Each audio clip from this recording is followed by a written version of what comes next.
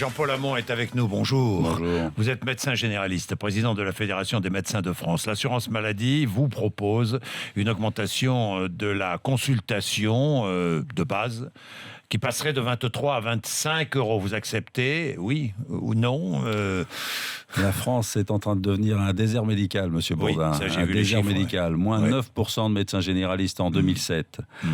Paris et la Nièvre sont les deux prochains déserts médicaux. Moins 12% de médecins généralistes en 5 ans à Paris. Oui, la mais Nièvre, plus de médecins généralistes dans le sud. Hein. La Nièvre qui est le département de Christian Paul, qui avait une maison de santé pluridisciplinaire, elle est vide. Elle avait 4 médecins il y a 5 ans, elle n'en a plus maintenant.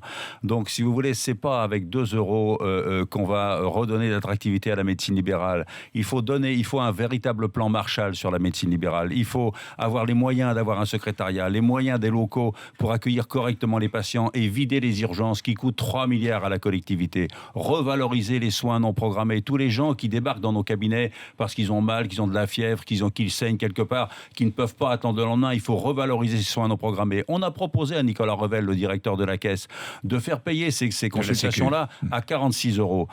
Et pour éviter qu'il paye 250 euros à chaque passage aux urgences. Et bien plutôt que de préférer d'économiser 210 euros sur le budget de la Sécu, il nous refuse ça. Et au pire, il continue de harceler les médecins. Et la FMF, le syndicat que je préside, est heureuse d'avoir fait condamner les caisses d'assurance maladie, celle du Vaucluse et celle de l'Hérault, qui poursuivaient des médecins qui prescrivaient soi-disant trop d'arrêts de travail. Eh bien, qu'est-ce qui se passe ? La caisse de l'Hérault, qui vient d'être condamnée, poursuit le médecin de nouveau, qui les a fait condamner pour le même motif. C'est du véritable harcèlement. Bien, je comprends. Donc, vous 2 euros, demandez c'est une loin du revalorisation, évidemment. Mais Jean-Paul Hamon, quand même, c'est vrai qu'il y a des désert médical qui guettent.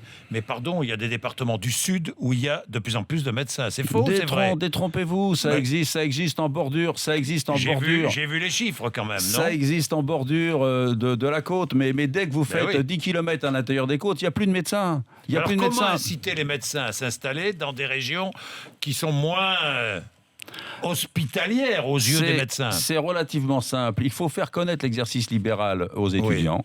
Faire en sorte que les internes qui iraient faire leur stage dans des zones démographiquement faibles soient comme en Corse. On les paye le double. On leur paye le transport, on leur paye les locaux, et les internes qui découvrent une médecine de premier recours qui est intéressante et qui est passionnante à exercer, ils s'installent. J'ai des amis qui sont dans la Creuse, autour du lac de Vassivière. Ils sont 6 médecins dispersés dans la Creuse, parce que la Creuse, ça, c'est vraiment la population est vraiment étalée. Ils ont dit, mais écoute, la maison de santé pluridisciplinaire, c'est une idée de Parisien. Si on avait fait une maison se regrouper à 6, les patients auraient fait 40 bornes. Donc, ils ont partagé leurs fichiers sur Internet, et quand on nous dit qu'on va faire de la télémédecine, on aimerait bien que dans la Creuse, il y ait un débit assez important pour qu'ils puissent avoir leur dossier en permanence. Donc ils ont partagé leurs fichiers, ils ont fait venir les internes, les maires ont logé les internes, ils ont une petite prime de 200 euros. Malgré ça, les internes viennent, ils découvrent une médecine intéressante. Il faut inciter les internes à aller dans les zones démographiquement faibles, les payer le double. Ça a marché en Corse, les gens se réinstallent. Pourquoi on ne les écoute pas depuis 4 ans ? Pourquoi on continue de nous harceler ? Et là, on va nous donner une aumône de 2 euros, mais franchement, c'est pas avec ça qu'on va embaucher une secrétaire, qu'on va avoir des locaux corrects pour accueillir les patients. C'est insupportable, si vous voulez. Pourquoi dites-vous que les Français se font racketter par les mutuelles ? Écoutez, moi je demande simplement aux Français qui nous écoutent de calculer ce qu'ils payent en complémentaire et ce qu'elles leur remboursent. J'ai des exemples, mais quasiment, depuis que je tiens ce discours, je peux vous dire que mes patients m'en parlent. J'ai un patient qui me dit, écoutez, moi, ça fait 30 ans que je paye une mutuelle. Ma femme a dû se faire opérer de la cataracte. Elle a trouvé un ophtalmo qui lui a demandé 150 euros de complément d'honoraires, ce qui est peu compte tenu du remboursement. Il n'a pas été remboursé. Il s'est fait poser un implant. Il n'a pas été remboursé. Il dit, mais attendez, je paye depuis combien de temps ? Donc, c'est ça qui est invraisemblable. Et puis, attendez, 33 milliards de chiffre d'affaires.